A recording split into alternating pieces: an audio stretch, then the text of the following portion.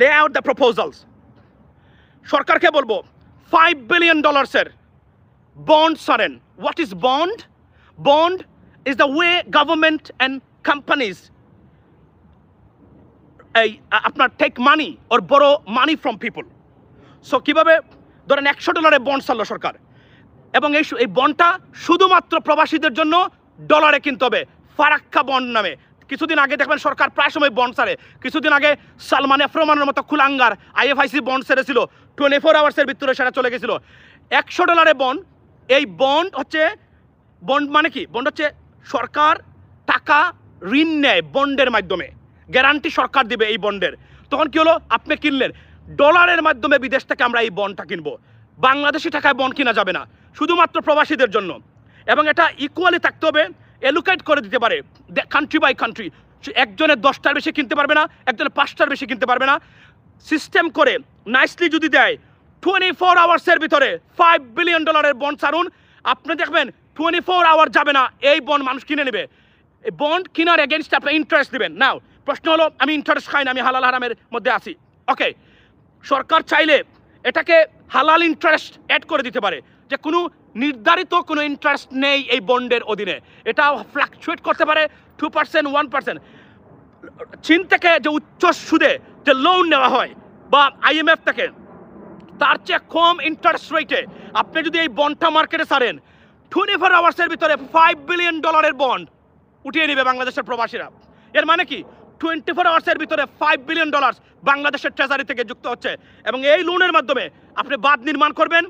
সাথে সাথে সবচেয়ে বড় যে একটা বেনিফিশিয়ারি এবং উপকারী দিকটা আমি আপনাদের সামনে তুলে ধরতে চাই, সেটা হলো যে প্রবাসীরা, বিশেষ করে মধ্যপ্রাচ্যর যারা কিনবেন এই বন্ডটা স্টক এক্সচেঞ্জে আপনার লেনদেন হবে, এবং এটার এক্সচেঞ্জ রেট থাকবে, ভ্যালু থাকবে।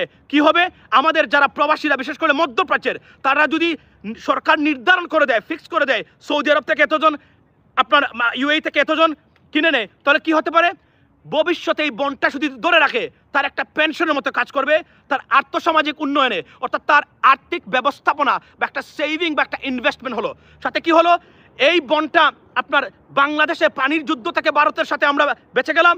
সাথে সাথে আমাদের প্রবাসী যারা আছে ইনভেস্ট করলো, যে ইনভেস্টটা secured by the government. Because why? Because এটার গ্যারান্টি দিচ্ছে বাংলাদেশ সরকার ইটসেলফ, রাইট? কল্পনা করেন আপনি, এই জিনিসটা যদি সরকার করতে পারেন, তাহলে আমাদের মধ্যপ্রাচ্যের প্রবাসী যারা আছে তাদের একটা ইনভেস্টমেন্ট হলো, এটার দাম বাড়তে থাকবে, এই বন্ডের এটার ভ্যালু বাড়তে থাকবে, ইন্টারেস্ট রেট আপ ডাউন করবে। অর্থাৎ গ্যারান্টি সহকারে আমি বলতে পারি, বাংলাদেশের প্রবাসীদের আর্থিক সমস্যা এবং দারিদ্রতাও দূর হতে পারে তাদের পরিবারের জন্য, এই বন্ড কেনার সাথে সাথে। ফ্রি দেওয়ার জন্য এই টাকা আমরা বলছি না, এবং ফ্রি চাইলে আমরা ফ্রিও দিতে পারি, কিন্তু যদি বন্ড ছেড়ে টাকাটা সরকার উলেন, আমি আবার বলছি, it has to be in dollar, in a foreign currency. It cannot be bought by Bangladeshi টাকা। Then why? সব দুর্নীতিগ্রস্ত লুটপাটকারী যারা আছে সব বন্ড কিনে ফেলবে 12 আওয়ার্সের ভিতরে। হবে না, টাকাটা হতে হবে বিদেশ থেকে, এবং নির্ধারণ করে দেওয়া যাবে একটা ফ্যামিলি কয়টা করে বন্ড কিনতে পারবেন। আমি সরকারকে এই প্রস্তাবটা ভেবে দেখতে পারেন, উইদিন 24 আওয়ার্সের ভিতরে আপনি দেখবেন $5 billion তুলবেন, বাঁধ নির্মাণ করবেন, পায়ের উপর পা তুলে ইন্ডিয়াকে বলবেন তুমি পানি ছাড়ো, আমরা আছি। সুতরাং এর কোনো বিকল্প নাই। বিকল্প ছাড়া আপনি কোনো অবস্থাতেই পারবেন না ভারতকে মোকাবেলা করতে। আমরা 1971 পর থেকে শুনে আসছি, মৌলানা আব্দুল হামিদ খান বাসানির থেকে শুরু করে, যে ভারত আমাদের বন্ধু হতে পারে না, এরা কখনোই ছিল না। কিন্তু জোর করে ভারতকে বন্ধু বানানোর চেষ্টা করেছে এই দুর্বৃত্তায়িত শেখ হাসিনা এবং আওয়ামী লীগ নামের কুলাঙ্গাররা, যারা গণশত্রু, দেশদ্রোহী প্রত্যেকটা ক্ষেত্রে। লেডিস এন্ড জেন্টলম্যান, আজকে আমি বলছি, এবং বাই দ্য ওয়ে বলে রাখি, it's my channel US Bangla. Don't forget to subscribe or support this channel, because this is the safest platform that we can fight for our rights, ladies and gentlemen. কারণ ফেসবুকে অনেক struggle করি সব সময়। সুতরাং আমি বলছি, টাকা কোনো ব্যাপার না। এনি প্রজেক্ট বন্ড ছাড়বেন, বন্ড কিনে নেব আমরা প্রবাসীরা, ডলারের মাধ্যমে টাকা পাবেন। আপনি চীনকে কেন ইন্টারেস্ট দিবেন? আপনাদের টাকা দিয়ে চীনকে ইন্টারেস্ট দেওয়া হয়। আপনি দেখেন, ধরেন চীনের কাছ থেকে লোন নেয়, এই টাকার ইন্টারেস্টটা কীভাবে পরিশোধ করে? আপনাদের পাঠানো রেমিটেন্স দিয়ে। তাহলে আপনারা টাকা দিয়ে যদি আপনারা ইন্টারেস্ট পান, তাহলে ডাবল লাভ বাংলাদেশের জন্য। Why not this one? এই অনুরোধটা আমি সরকারকে করে গেলাম। আমি অর্থনীতির ছাত্র, আমি বললাম না, আমাদের কাছে দায়িত্ব থাকলে আমরা 3.5 ইয়ার্সের ভিতরে বাংলাদেশকে চেঞ্জ করে দিতে পারতাম। প্রত্যেকটা সেক্টরে। উই নো রাজনীতিটাকে এমন কঠিন করে দিতাম, রাজনীতির র উচ্চারণ যদি আপনার চিন্তা করতো কোনো পলিটিশিয়ান, তার ঘুম ভেঙে যেত, দুঃস্বপ্ন মনে হতো।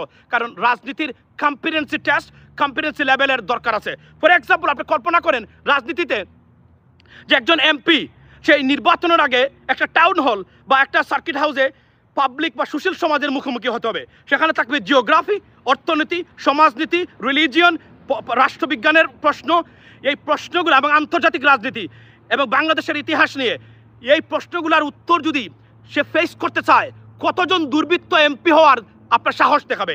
এবং আমি বলেছি, প্রপোজ নিয়ে আমি আসতেছি, আমি বলছি মিনিমাম ব্যাচেলর ডিগ্রি নিচে যেন কেউ এমপি না হতে পারে। আমরা মমতাজ মার্কা এমপি দেখতে চাই না। You have to have a minimum bachelor degree to be an MP. আমার প্রপোজাল আছে নির্বাচনী সংস্কারের দিকে। সুতরাং আমি আপনাদেরকে এতটুকু বলছি, লেডিস এন্ড জেন্টলম্যান, কল্পনা করে থাকেন যে আমরা ইনভেস্টমেন্ট করব, দেশকে রক্ষা করব, ডাবল লাভ, ডাবল আপনার বেনিফিটস। এবং আমাদের প্রবাসী, বিশেষ করে মধ্যপ্রাচ্যের যারা দরিদ্র আছেন, যারা যান, তাদের পরিবারের জন্য এই বন্ডগুলো হতে পারে আর্থিক গ্যারান্টি, আর্থিক নিরাপত্তা। সরকার এটা ভেবে দেখতে পারে, ভেবে না দেখার কি কারণ আছে আমি জানি না। They have to think like that. বাংলাদেশকে চেঞ্জ করার জন্য we don't need any loan. আপনি ঋণ নেবেন চীনের কাছ থেকে, why you have to take loan from other organisations or countries we are here. এবং আমি যখন বলছি 1.5 কোটি প্রবাসী, বিশ্বাস করেন এই বন্ড যদি ছাড়ে এবং আমাকে যদি বলে, যদি আমার সুযোগ থাকে আমি একদিনে 10টা কিনে ফেলতে পারবো। তা আমি তো এখানে আমি $1000 দিচ্ছি। ইউরোপ আমেরিকার মানুষকেই যদি খালি দেওয়া হয় 24 আওয়ার্সের ভিতরে বন্ডের আপনি দুলিও পাবে না, কিনে ফেলবে এরা। তবে আমি চাই মধ্যপ্রাচ্যের মানুষ যারা আমাদের প্রবাসী যারা আছে, তাদেরকেও যেন এলোকেট করে ইকুয়ালি দেওয়া হয়, যে তারাও যেন এটা কিনতে পারে। সুতরাং আমার এই প্রপোজালটা সরকার ভেবে দেখবে, এটা আমি মনে প্রাণে বিশ্বাস করি। Similar like that, you don't need money to borrow from somewhere else. Your bank is right there. Prabasha is your bank, a fixed bank, patriotic fixed bank. Utilize this, avail this opportunity. জানতে হবে। এবং আবারও বলছি, মনে রাখবেন না, এরা অনেক পিএইচডি ডিগ্রি থাকলে এরা সব কিছু করতে পারে। তাহলে পিএইচডি ডিগ্রিরা দেশকে পরিবর্তন করতে পারতো। পিএইচডি ডিগ্রিরা কিন্তু আজকের এই পরিবর্তনে ভূমিকা রাখেনি।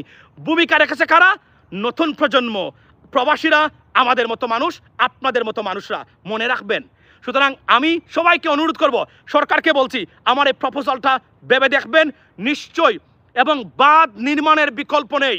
আমরা ডক্টর ইউনূস স্যারকে বলবো অনতি বিলম্বে, মনে রাখবেন, ভারতের বিরুদ্ধে জিততে গেলে political rhetoric and diplomatic rhetoric, মানে এগুলো আপনাকে ছাড়তেই হবে। যত দুর্বল হবেন তত বেশি তারা আপনার গাড়ির উপরে বসবে। তারা একজন চাইনিজ, একজন পাকিস্তানের লোককে গুলি করে হত্যার দুঃসাহস দেখায় না, কিন্তু আমাদের দেশ নাকি সবচেয়ে বেস্ট বন্ধু নাকি বাংলাদেশের, অথচ পাখির মতো আমাদের ফেলানিদেরকে হত্যা করে প্রতিবাদ নাই। আমি মনে আছে কিছুদিন আগে যখন আমাদের একজন লোককে হত্যা করলো, বলা হয়েছিল কি, না এটা কোনো ব্যাপার না, এটা চলে যাবে। সুতরাং মনে রাখবেন, বাংলাদেশকে পৃথিবীর সব দেশ ভালোবাসে, বাংলাদেশের মানুষকে। শুধু আমাদের একটা শত্রু, চিরশত্রু এরা থাকবেই। এদের কারণ কি? বিকজ আমরা মুসলিম, এজন্য তারা আমাদেরকে সবচেয়ে বেশি ঘৃণা করে। আর ভারতের কোনো মানুষ যদি বাংলাদেশের সুবিধা নিতে চায়, তাহলে পশ্চিমবঙ্গের মানুষকে সুবিধা দেওয়া উচিত। কারণ পশ্চিমবঙ্গের ভারতীয়রা কোনোদিন আমাদেরকে তারা ঘৃণা করে না, প্রত্যেকটা জায়গায় তারা আমাদেরকে সমর্থন দেয়। সুতরাং বাংলাদেশে যদি কেউ সত্যিকার অর্থেই আপনার ফ্যাসিলিটি নিতে চায় বাংলাদেশের আর্থিক ব্যবস্থা থেকে, সেটা সবার আগে যেন প্রায়োরিটি বেস পশ্চিমবঙ্গের বা কলকাতা বা পশ্চিমবঙ্গের বা এই এলাকার ভারতীয়রা যেন পায়। এটা আমি অনুরোধ করে গেলাম। এটা সত্যিকার অর্থে তারা পাওয়া দরকার, কারণ তারা আমাদের শত্রু নয়, তারা সত্যিকার অর্থে বাংলাদেশের মানুষকে ভালোবাসে, পছন্দ করে। সুতরাং এই ছিল আমার প্রপোজালটা, ladies and gentleman. Like I say once again, do not forget to subscribe because your help is much needed over there to sustain and survive.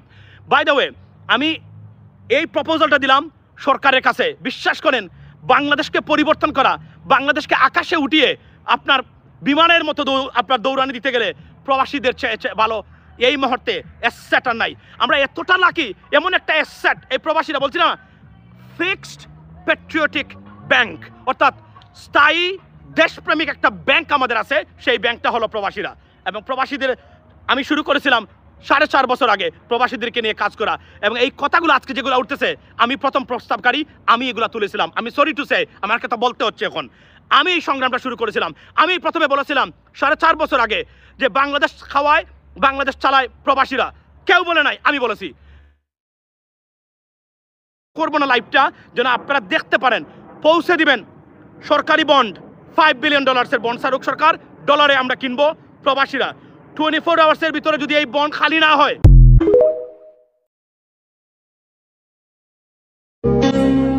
क्या कभी अंबर से सूर्य बिछड़ता है, क्या कभी बिन बाती